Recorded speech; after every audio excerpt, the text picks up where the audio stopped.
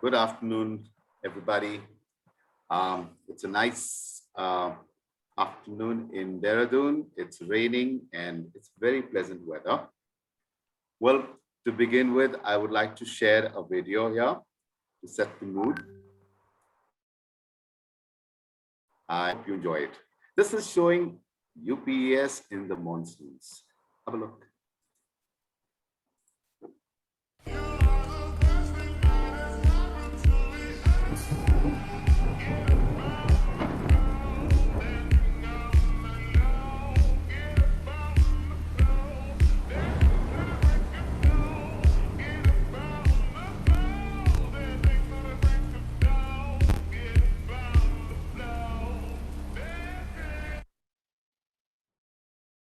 So, well, that was UPS in the monsoons. Now I'm quickly going to just kind of introduce. So I think I should introduce myself first. This is Vikram Mathur, your host for this afternoon. I'm a professor at the School of Design, an architect by qualification. I teach across School of Design, and I'm also taking some classes at School for Life, which I'll be telling you shortly. And I have three of my colleagues, very, इसको कहते हैं हिंदी में काबिल दोस्त, colleagues who are looking after very important departments in our school. I will be introducing you to them also. But before that, I'm interested in sharing one little presentation about our school, if you permit. Just give me a minute, please.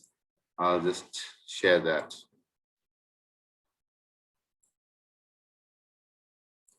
This is the view from the university.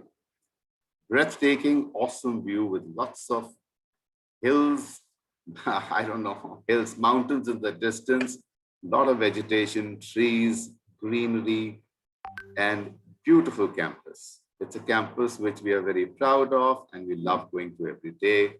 And it's got that vibe where learning isn't. I just thought I'd share this image with you. It's just beautiful. And this, my friends, is the School of Design block. It's called the block number 8, and this is where this is the seat of School of Design. So this was just to give a little bit of orientation. And now we go to this slide. Able. So UPS basically believes that every student of its university able. We want to make able graduates in our institute, ABLE. ABLE actually translates into Academic Blueprint for Learning Excellence. And this is basically talking about core, specializations, and minors. So core is you join a particular program. So there are some basic learnings that have to be obtained by the kind of pushed through core subjects. Then you got specializations, which students are asked to choose after the first year. And then these students can then kind of pick and choose what they want to really learn as a specialization. And then we've got minors, which is like electives. So, students may be aspiring to learn certain other things that minors are offering. So this kind of puts the course learnings or the program learnings very well together. This is called ABLE. In order to make it completely ABLE, we've added one more thing, and that is School for Life. School for Life is a value addition because, and perhaps it is the UPS is the only university in the country today offering this particular kind of strength to our learners. School for Life is teaching life skills courses and signature courses. The idea behind this is to make our student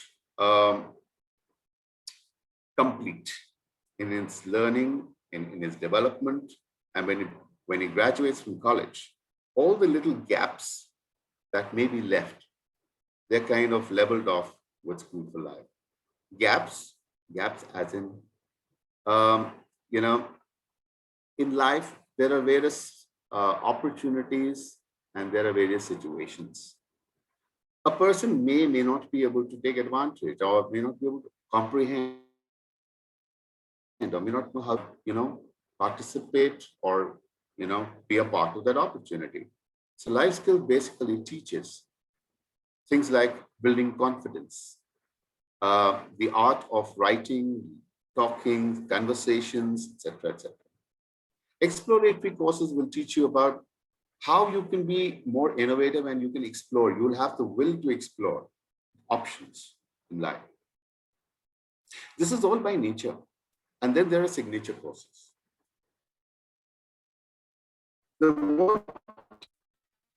So there's a large array of courses. Students will be taking those courses side by side. So as you can see, all these put together, the graduate arrives as complete, a global professional. Well, now I take you to the next slide, and this is talking about placements. School for Design in 2020 has achieved 100% placements, and placements in 2021 are still underway. These are some of some companies. We've just managed to put a few here. There are very many. As you can see, there are some very known brands here. Then there is, last but not the least, UPES prides itself in offering its students opportunities abroad. So we've had students go to Coventry University in UK, Bilgi in Istanbul, North Dakota State University, and Accessory US. We've got tie-ups, and we are in the process of all the time building more and more tie-ups. These places people have already been. So this was just trying to share with you in a nutshell how School of Design is kind of positioning itself and wants to gain more and more strength in this direction. Now I would like to introduce my panelists. Before that, I think, if you don't mind, panelists, just 1 minute. Just to give my introduction completely, UPES was established in 2003 through the UPES Act 2003 of the state legislature of Uttarakhand. And School of Design was incepted in 2013. UPES has a sprawling 44-acre campus, and it is sitting in the really lush and green part of there. So that's enough. I think I'm going to now go to our panelists. So I would like to introduce Associate Professor Ajit Bhandari, who's at the School of Design, and he heads the Industrial Product and Lifestyle Accessories Design Program. Ajit is a design graduate from NIFT New Delhi with 17 years of experience as a design academic, fashion and lifestyle accessories designer, and design consultant, lifestyle accessories enthusiast, and subject matter expert with experience in concept to consumption of jewelry and accessories. He believes design is a very natural activity for all human beings. And if we allow students to make enough mistakes and patiently help them evaluate each of their attempts, they become independent problem solvers and thinkers who can lead themselves towards success in everything they do. Welcome to the panel, Ajit. Next, we've got Professor Rajan Iyer, who heads the Interior and Retail Space Design Program at UPES School of Design. Having accumulated 30 plus years of rich experience in the design field, Rajan has worked on various facets of interior design, from interior fit outs for for ships to exhibition design, and from retail spaces to the design of modular furniture. Having been teaching for the last 12 years, he often conducts creativity workshops with bamboo, and students have found his sessions extremely interactive and hands-on in nature. Welcome to the panel, Rajan. And then we've got Associate Professor Jharna Joshi, who's at School of Design, UPES, heads the fashion design program. After completing a bachelor's, Jharna did her PG diploma in knitwear design and technology from NIFT, New Delhi, and then followed up with a master's in design from NIFT, New Delhi. She then went to Japan and trained in total design systems at Shima Siki. Currently, she's also pursuing her PhD in design, in addition to the teaching at the department. Working with various big banners in the industry, Jharna has traveled to many countries and gained rich experience and exposure in the field of fashion, and been a successful entrepreneur and has an online trademark registered brand, Bahurangi. Jharna stepped into academics 9 years ago, and before her current role at UPES, she was heading the fashion department at AIMT, Dehradun. Welcome to the panel, Jharna. So, ladies and gentlemen, let's begin asking and firing this session up with talking to these wonderful professionals we've got here. Can I ask you a question, Sure, Ajit? yeah. Are we ready? Okay, so lifestyle as a term is very commonly used these days, and a great amount of emphasis is given to this. Would you like to throw some light over this domain? Quite interesting, Vikram. I'm sure I agree with you that lifestyle as a term is quite frequently used. And if I have to possibly, decode it, lifestyle is basically a reflection of one's aspiration and desire we talk about. And then there's a lot of interest, attitude, or opinion for that matter is what, come together to, highlight the lifestyle of an individual. So a good understanding of one's lifestyle, given an in-depth understanding of user, need, desire, and thus opens up opportunity to develop new product and experience. And that's what we're looking at in terms of lifestyle. So we're talking about experience us, and that's we come at how our lifestyle is shaping up.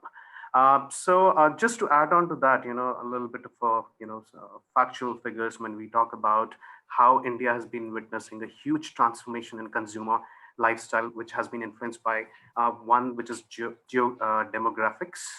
Then you're talking about socio-cultural factors and psychographics coming in picture. Then we are also talking about preference, and then we're talking about norms and behavior for that matter. Indian consumer, for that matter, today wants to lead a life full of luxury and comfort, and I'm sure the panelists will agree with me in this regard.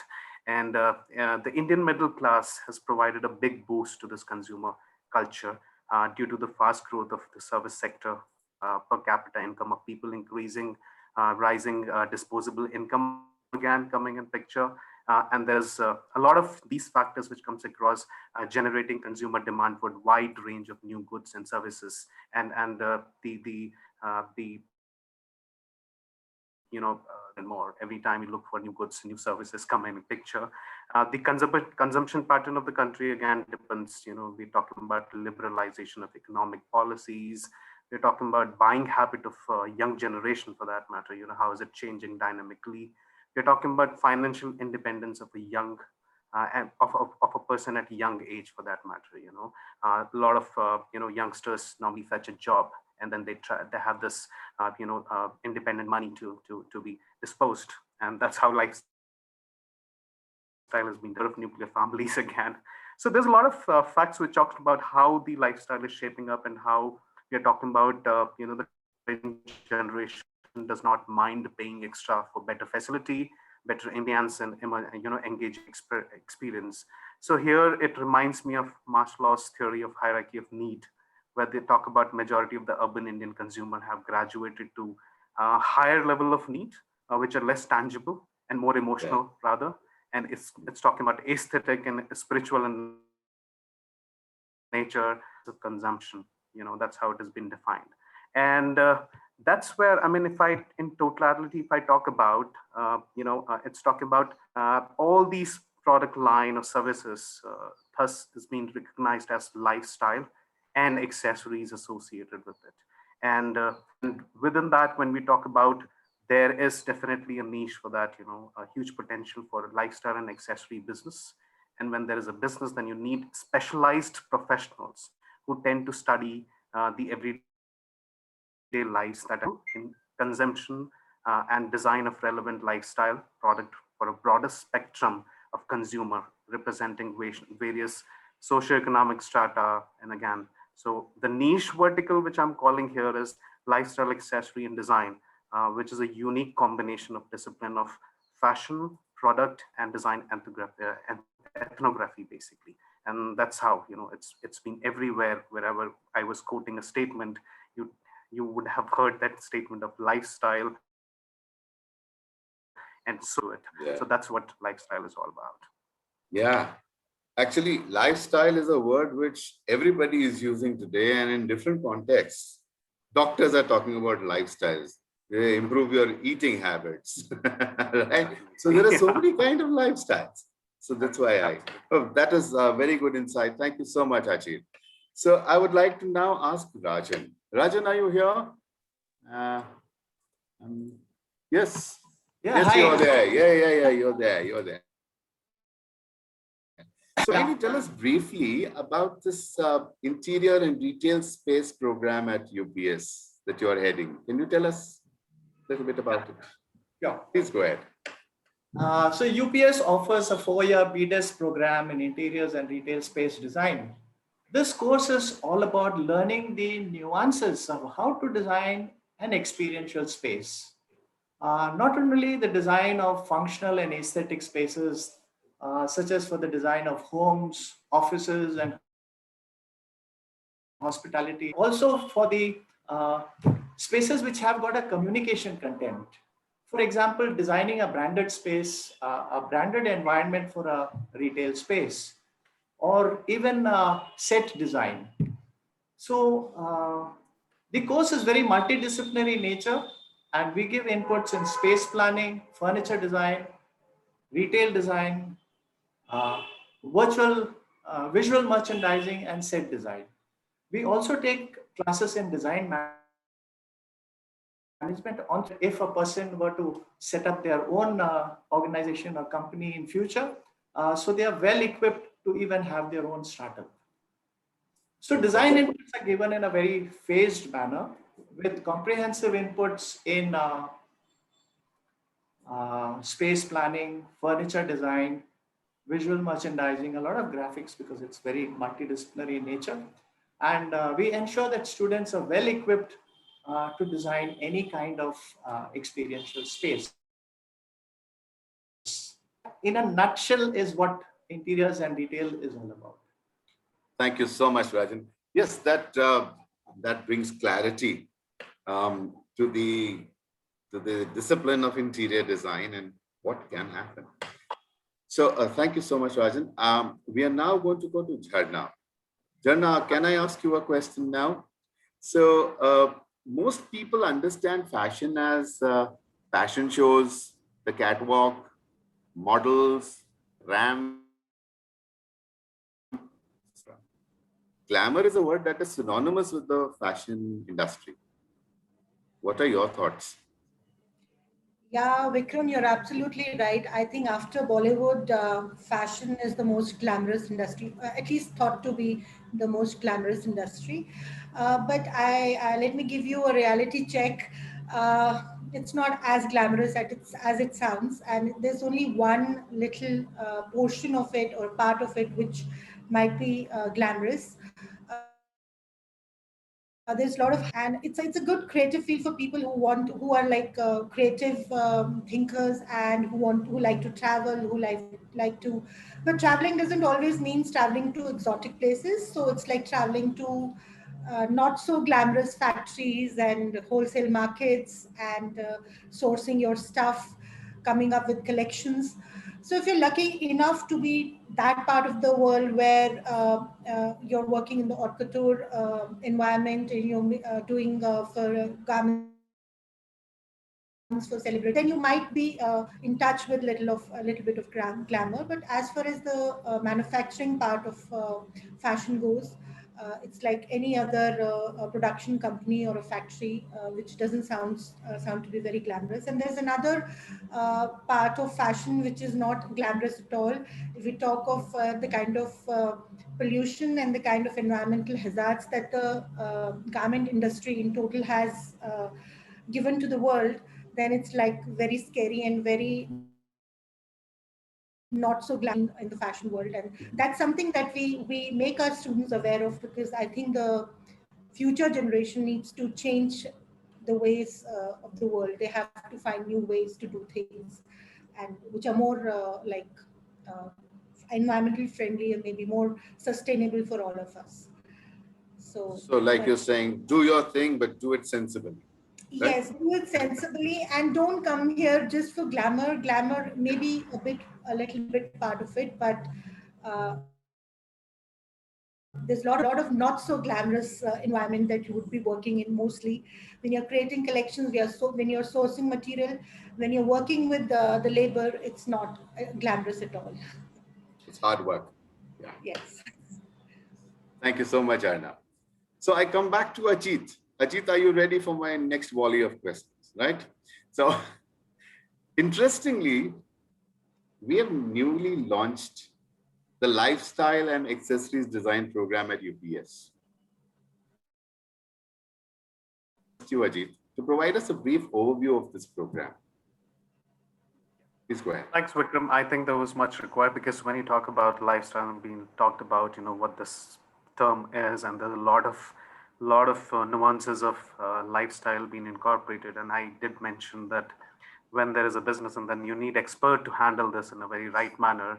And that's how the entire focus of the program was. I mean, I mentioned that it's talking about a very unique combination of fashion. You're talking about product, and you're talking about design, ethnography. That's the mix here, basically. And it is going to be covering a wide spectrum of lifestyle product, an elaborate range of material, technique, and processes involved, both traditional and modern. And we're not going to leave traditional behind and say that we are just running behind the modern part of it and see what technology can do. But there's a lot to offer from the traditional format too. So that's going to be the specific focus being here. So it is going to innovativeness of concept. Basically, we're talking about formal attribute of product coupled with functional need. We're talking about experiential values. We're talking about its versatility of application, and its consumer and its market relevance, right? And we are also talking in the emerging scenario, the boundary of specialization with design are fading off, right? And design is Yeah. actively integrating with management. It's integrating with technology. It's also talking about social science coming in picture. So acknowledging this design course in UPS will offer the opportunity to students to explore wide range of material and processes to evolve their ideas into tangible product experience, and this will attract wide proof of applicants. One of the things that it's going to be attracting wide proof of applicants from various fields. Now, what's going to happen with this is, which going to possibly cater to the aspiration of having desire and diverse peer group in lifestyle accessory. That's one of the focus of this program, so that there's a unique, which is rich with multiple perspective viewpoints on every issues concerning the student learning.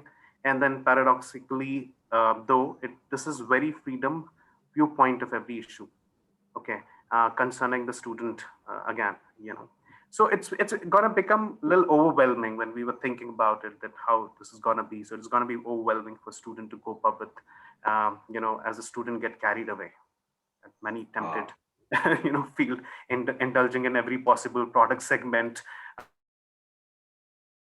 thereby in particular domain. So here we thought that, this issue can be tackled, and that's how you come across with the program experts, and we do have this team in place who become a cardinal here in mentoring the student to achieve the desired focus and depth in learning. And so the challenge is to strike a balance and draw outline for the course. And that's been very much thoroughly narrated over here, that what this course is all about. And when I talk about salient feature of the course, designing, considering the current and evolving industry context, industry is pretty close. I mean, we're talking about business, and we're talking about the business players, and the entire focus is also going to be how this entire market is running for lifestyle. So that's how we're talking about industry context with intention to play a meaningful role in the India's growth story, by contributing and initiating positive change with futuristic vision is what we are putting it across. Now, the current, considering current and future needs, courses will introduce student to the concept of tool like research is going to be major focus. Innovation is another one, and entrepreneurship and design management. There are four areas we are focusing on. As the growing domestic market, you would have actually seen this and experienced it. There's a tremendous potential, and the consumer is evolving rapidly, and it needs to be addressed wisely. So traditional way of segmentation and usage need to be refined to prove significant results to brand and retailers. That's a requirement here. And there is their purchase, shopping need, creating proposition, design products, and develop brand around them. So with this need, the course majorly is going to be focusing on four domains of lifestyle and accessory. We're talking about precious metal accessory. So I'm not defining what is going to come under precious. So it is not, please don't take it wrong if I say that, don't relate it to jewelry within self. It's talking about precious metal accessories. Jewelry is going to be part of it. And anything which revolves around precious metal product line is going to be part of it. So we are talking about, changing perception of jewelry. We are talking about traditional material and processes being in aligned with dynamic, technology coming in place. We're talking about precious, non-precious, metal and processes and working. So everything is going to be there. So we're talking about innovativeness and bespoke creation around the body adornment, personal usages, and jewelry for that matter. The second focus is going to be on the footwear and soft goods. It is self understood that when we're talking about footwear and soft goods, it's going to be taking care of footwear, bags, Can you explain it in a nutshell, Ajit, for us, so that we can take away some good takeaways? Yeah. So broadly, if I say four categories, got to be precious metal accessories. It's going to address footwear and soft goods. It's going to be taking care of craft, design, and social. I previously mentioned that we're not gonna leave traditional aspect away and only focusing on the modern criteria. So craft will remain; it will never go away. And social impact is what we're talking about: innovativeness and sustainability coming in picture. And then we are talking about interior space accessory domain. That's gonna be here in this program. That's fantastic. Fantastic. Thank you so much, Ajit. Thank you. So on the same line, Rajan, we would like to know, according to the trends in interiors, the industry requirements as such. Can you briefly tell us how it's going for you in interiors? Yes, please go ahead. We find that there is a major shift away from the traditional mindset of, just designing functional aesthetic interiors, ergonomic and all that. The emerging trend is that there is a demand for experiential spaces. So we are talking about spaces which have a multimedia content. We're also talking about spaces which have a communication content. So if you're designing a retail space, it has to exude the brand language. The brand attributes, the brand personality, all this has to pervade into the physical space and express the same kind of a language. So how do we extract these attributes? These are very intangible attributes. And how do you translate them into a physical space? And how to also translate them into detailing? You know, disciplinary nature that you find that you're dealing with spaces, you're talking about product design when you're designing furniture, fixtures, fittings. Then you're talking about graphics because there's so much of visual merchandising. There's a lot of visual coming into a space. Nowadays, with a lot of technology coming in, you have sensor-based technology where you sort of move in and then you swipe a card and you find that there is a wall that changes. You know, colors change, scenarios change. And so things are changing very fast. I think with the digital media coming in for a large scale shift. It's experiential. We are entering a zone of storytelling, actually. Yeah. And it's all experiential. So everything Absolutely. about the experience will come in. Yes, yes. Absolutely. Very well said. Thank you so much, Rajan. So Jharna, we were missing you. So what are the teaching and learning methods that you follow in the fashion design program at UPS? Can you tell us something about that? Yeah, sure. It's fashion is a very hands-on program.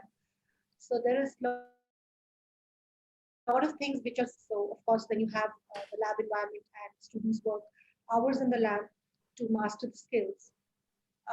That's something very essential. They might not sew garments or stitch in the industry, but they need to know every detail, how everything happens, how things are actually happening, how does the entire garment come to life, what are the little details. So they need to know all that. So of course the skills have to be in place. Besides that, our curriculum, the present curriculum that we have designed is very futuristic. Like I was saying that there's a lot that needs to change in the way we've been making things, the way we've been producing things. So we are incorporating all those elements into our curriculum because we are preparing our students for the future. So there's a lot to do with sustainability, responsible design, inclusivity. So we touch upon all these areas. Also, a large area is into Rajan was saying there's technology and it's happening everywhere. So there are many areas, there are many researches going on in the area of smart textiles, smart clothing. So our students are also they have modules around it, and they are coming up with. They're actually collaborating with other programs, and they're coming up with. They're using technology to create textiles, to create clothing, which change with environment, which respond to environment, which are like environment as a stimulant, and maybe the color changes or the performance changes or the function changes. So all that is something which is going to be in the future, and our students are already working around these projects and researching on these areas, and also looking into how we can be sustainable in all aspects of the industry, be it environment. There have been numerous, I mean, the fashion industry has been like kind of criticized for a very long time labor issues, for the way the labor is paid, or the wages, or I mean, ethical issues are also very negative. Ethical issues have been associated with the garment industry for a very long time. So this all can change only if we make the students aware, and they are going to be the change makers of the world. So we include all this in our curriculum and try to do projects which are around, which are more sustainable, and in every kind of thing we try to kind of thing. That's so nice. That's so nice. I mean, we owe society something, but we also owe nature and the environment a lot. And if we live in harmony. Yeah, the current scenario is a very good example of what. Yeah. True. Everything can go wrong. Yeah. Very true. Very true. So I think I'll go back to Ajit's. We've got some questions, by the way, coming in the chat box, and we've got to look after those also. So one hurried question to all three of you. So just quickly try to answer, please, so that some questions may get answered automatically. So Ajit, what is the difference between lifestyle accessory design and product design? Because a lot of people confuse the two. Can you please explain what is the difference between the two? Thanks. I think I keep on getting that question very often that, okay, how is it different from this domain? So if I talk about product design, if you look at it in general, it is a term related to products that requires a lot of upfront investment and relates, and requires or evolve working with engineering aspect, and invariably they take time for from inception to launch, and the mass manufacture, and they are mass manufactured basically. Product design example could be fridge, television, bike, MRI machines, and very mass manufactured products basically. When you talk, and then product design respond to macro trends basically, and generally cannot keep with the fashion or fast trends that arise of new lifestyle or desire possibly. And that's why lifestyle product respond to these needs, which is more fashion and fast, and because of these moving ahead. And it involves considerable research. However, the product are churned out quickly and the trends are short-lived basically. That's how lifestyle normally decode. So lifestyle design example could be bag, shoes, jewelry, ceramic interior products, jewelry, again wooden products, a lot of range which comes across. And a very quick example could be mobile phone is an industry, whereas an Iron Man mobile cover could be a an accessory to Very well, add on to. Very well explained. I think your example was very apt. Yeah. Thanks, Vikram. Yeah. So thank you so much, Ajit. That clears a lot of things for us. Similarly, Rajan, how are we empowering our graduates for the future? In this changing scenarios and things. And what are the kind of prospects envisaged for this? Some light to that, please. Yeah. What we are doing is we are emphasizing on the element of play. We make our classes much more participatory and interactive in nature. There's a lot more of students land up attending a lot of workshops. The work is also very, very hands-on, right? So we sort of empower them in such a way that not only can they handle different kinds of spaces, but then they have a very open-minded and flexible approach to problem solving. In fact, we try to take classes outside the classroom, make it more interactive, like creativity workshops in bamboo or some other value-added product development, where they're made to think very freely. And then do your user research, find out what are the tastes and aspirations of the user, and then come out with an end product. But what is very sacrosanct is the design process. When you follow the design process, any problem can be solved, because it ensures that there is no risk. A systematic methodology that you apply to anything. I mean, you talk about lifestyle accessories, fashion, whatever. No matter what the problem is, the moment we do a thorough research, we are clear in our mind as to what exactly the problem is. We empathize with the user. Well, Mr. Problem comes with a solution at hand. It invariably happens. Or rather, the problem itself is the solution. You see the solution emerging from it.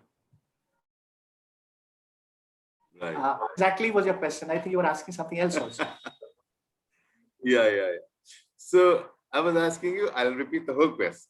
Yeah, how are we empowering our graduates for the future? Yeah. And what are the kind of prospects in research for that? Okay. Yes. We find that there are new emerging prospects also, like set designer, store designer, visual merchandiser. These are very different from the traditional interior designer kind of, outlet. So we are equipping our designers to be more open, flexible. Our curriculum is such that it is much more multidisciplinary in nature. They are working on graphics and typography, because if you're working on a retail space, you're not just working on the physical environment, you're working with color, texture, lighting, ambience, all that is there. But then you're talking about a brand language, which needs to also percolate into your entire ambience.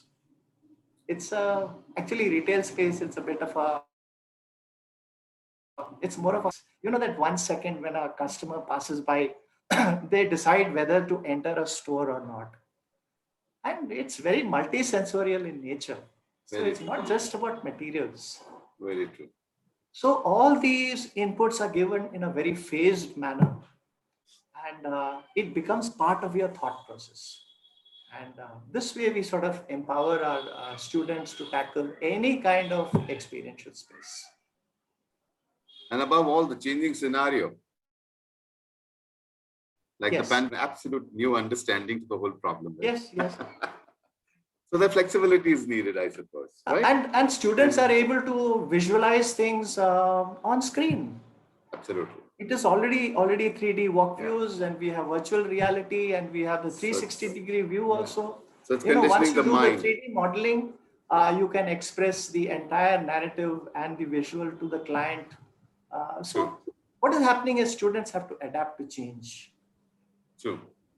We are learning continuously, to be learning continuously, because things are changing very fast. Very good. Thank you, Rajan. Thank you for that. So, Jharna, Yes. come back to you.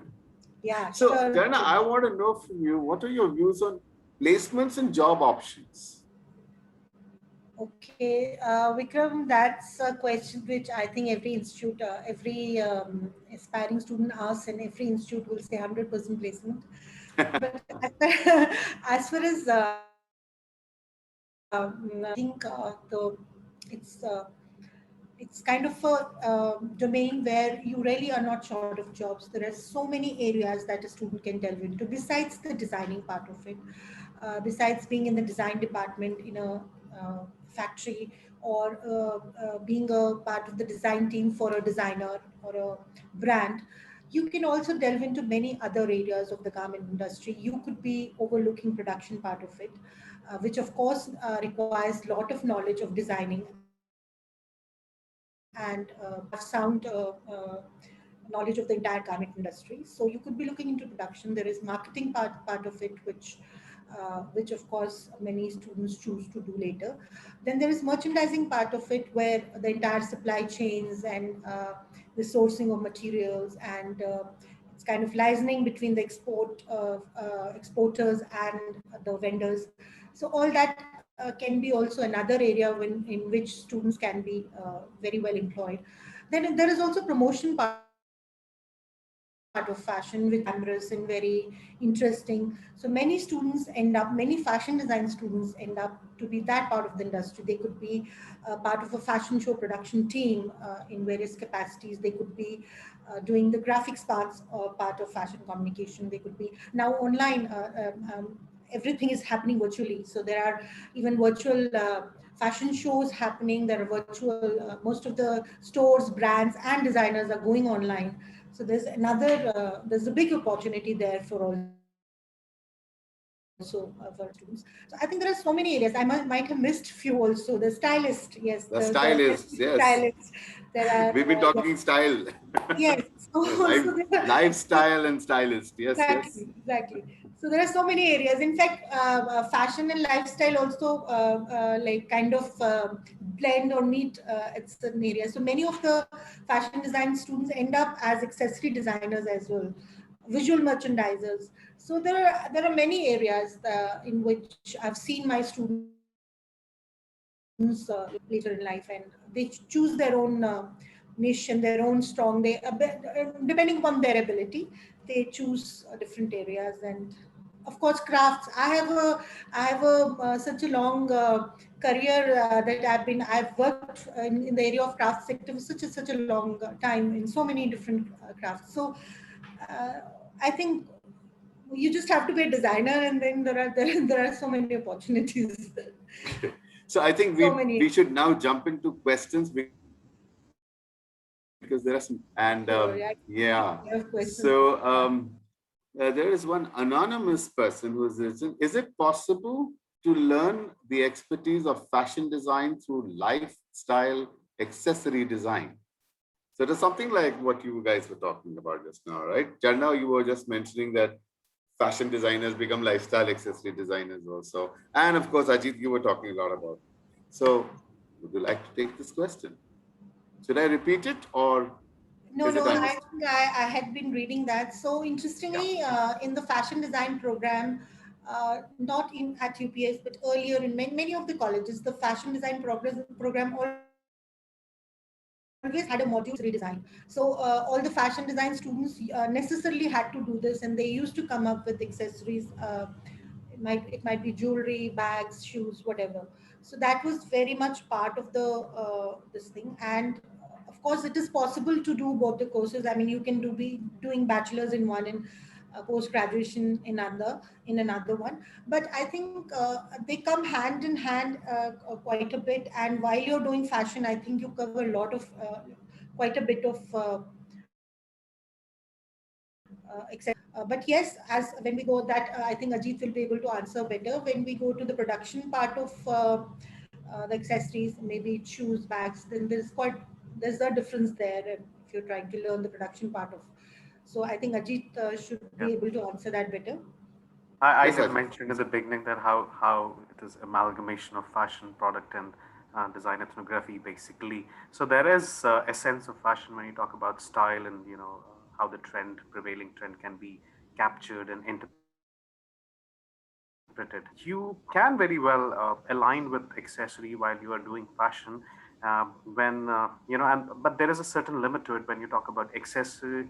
Wearable accessories is something which comes very handy, and it's aligned with garments, and then you tend to look at it from the style point of view.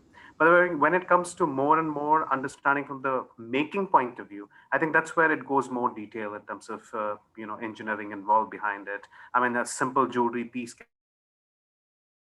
can be too complex production feasibility of it. So that ways, yes, but aligning with what accessory is and getting familiarity with it, I think that's pretty much possible. And UPS as the organization, university for that matter, provides you a lot of platform for interdisciplinary exchange. And I think that's how the trend of education is moving towards becoming more and more in nature. And so the interior classroom or the fashion for that matter, textile, because they want to understand, the interest could be material, interest could be process, interest could be the form of the styling of this thing. So it basically narrows down to the kind of interest a student hold to understand a particular specialization. I think that's pretty much considerably possible. I mean, there's nothing called it's not possible. I mean, it is possible. Okay, that's great. I hope the answer has satisfied the questioner. Okay, so next Rawat, okay, and he's maybe Rajan, if you would like to help with this question. He's saying, sir, about which specialization to choose. So will I get time to select my specialization, or do I have to choose in starting? Okay. I would say that, each of you has a kind of mindset. Some of you are very comfortable technicalities. You may have a mindset towards product design, very comfortable with mechanisms, electromechanical complexity, and things like this. And some of you may be having an inclination to visual sensibility. You like sketching, illustrating, and things like this, more graphic oriented. So there is a typical mindset. I think you must follow your heart, what your heart says. What is closest to uh, what drives you with greater passion? So identify that. But I personally, when I had joined foundation program at NID, I must confess that I was so damn confused. I wanted to do exhibition design or furniture or graphics. So this happens. So you need to identify what exactly would you like to do in the future. Say 5 years hence, how do you see yourself? And main thing is, what exactly do you feel is you would be good at? So identify that. Follow what your heart says. I just have to add one more thing to your Please thing. go ahead. I mean, Please it go is ahead. more about immersing, approach. And I think design as such is such an interesting, world altogether, which gives you that opportunity to immerse yourself in the entire experience and then try to figure out what you want to do because you're already experiencing it. And the pedagogy is also in such a way that you experience and you learn. And this experiential part, when you try to do, I mean, basically, getting your hands dirty and then realizing, yeah, it's dirty now. So that's realize your interest also. I mean, exploring your interest within this. And I think foundation is such a lovely year, which gives you that, there's this That freedom. freedom. Yeah, explore more and Yeah, that is well said. I hope a lot of students have gained from that exchange. Um, and I just want to mention there are some people who are asking, like Bhargav is asking about communication design. Kabir is asking about an MDes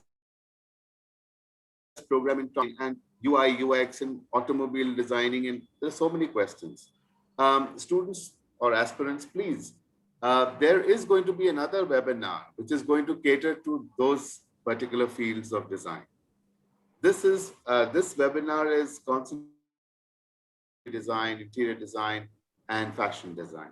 So don't despair. I think you can you can just check. Tentatively, I think it's on the 26th. Guys, am I right? There's another webinar on 26th, if I remember right.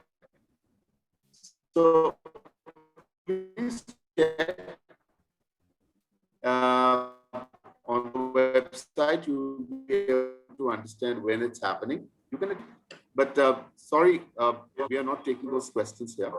And he was asking me more about product design and animation design.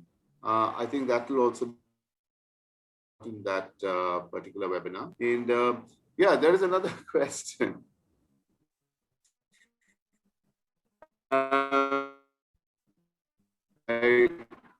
Any one of you can answer, whoever likes.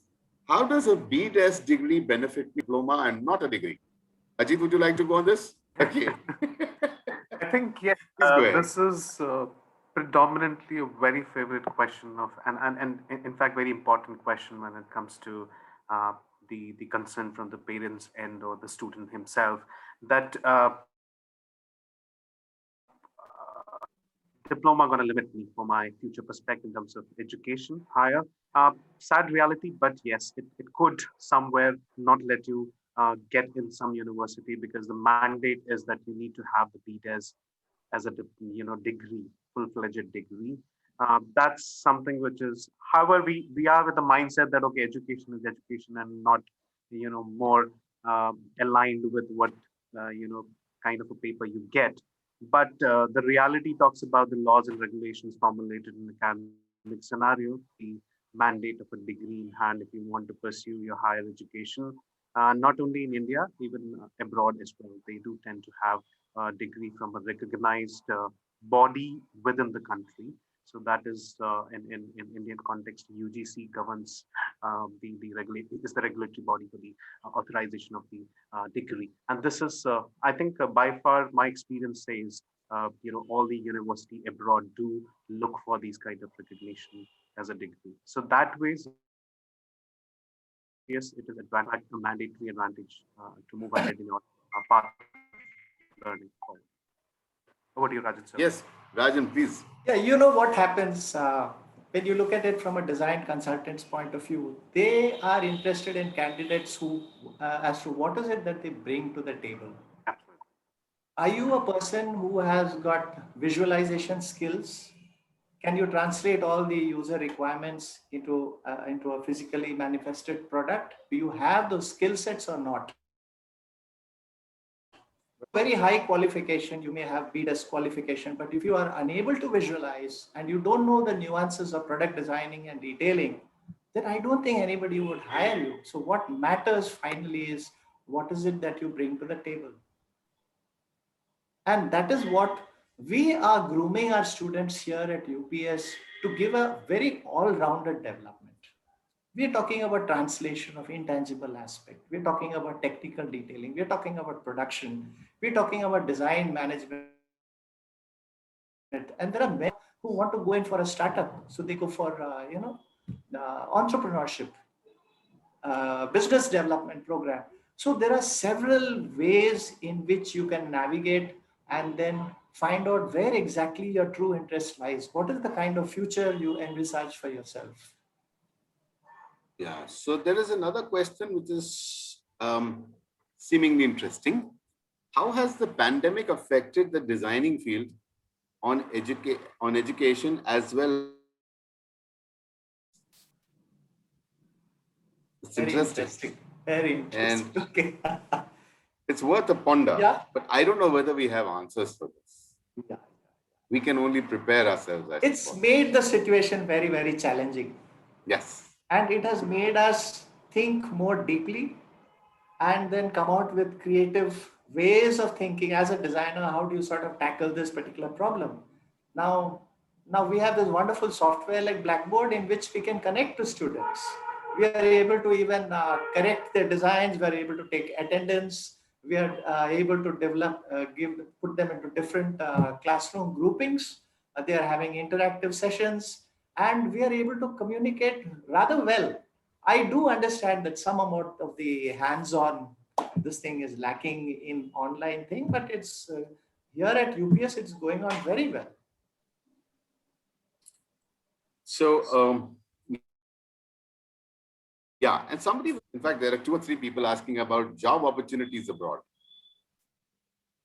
Would we like to help these? I think Rajan sir already mentioned it very, very nicely. That you have those set, and I think there's no limit. It's endless. Again, I would like to emphasize that here at UPS, we are empowering students to think on their feet. They're given all the skill sets, 3D modeling, all the computer software skills. Not only that, how do you resolve form and function, and how do you deal with technical detailing? So it's a very comprehensive program, and you will be so well equipped and strong. You don't have to run around for a job abroad. People will be coming to you. Because now we are intaking so many faculty with amazing experience, and this is what we would like to sort of give to the student, them with all the required skill set. So you become mature individuals having a great deal of capacity to visualize. Moreover, we are also, like I explained in the beginning, we are doing this, we started this new initiative, which is School for Life. We are trying to fill up all the gaps there also. So you don't only have knowledge about the field, which your core subjects and your specialization subjects will give you, but you're also getting all sorts of to groom you into that perfect global professional. So if you're a global professional, you can work anywhere in the world. Why only the world? Perhaps you'll land up on Mars and the moon also, because you'll be acceptable there. It's a question of what is, how prepared are you? And I think that's what we are all chasing out here as faculty. And also, and as a university. just to add on to Vikram's point, when you talk about, how the soft skills and dealing with life possibly, is very important. Transition, when we talk about, we're not teaching you how to design a product, but we're teaching you how to design emotion, because you're trying to cater to the emotional need of everybody around. Everything we talk about, we're talking about experience, we're talking about what is needed. It is about a necessity to understand the emotion, and then how do you design emotion is something which is something becoming very, very strongly emotional needed factor, and that's what the we emotional inculcate here. quotient, right? Absolutely. Absolutely. So I think we've got time only for one last question, and this is a question for Rajan. Rajan, sir, what are the future prospects of interior designing? Will it still be in demand in 10 years? That's the question. Yeah, I think the future interior designer is going to have a more multifaceted approach.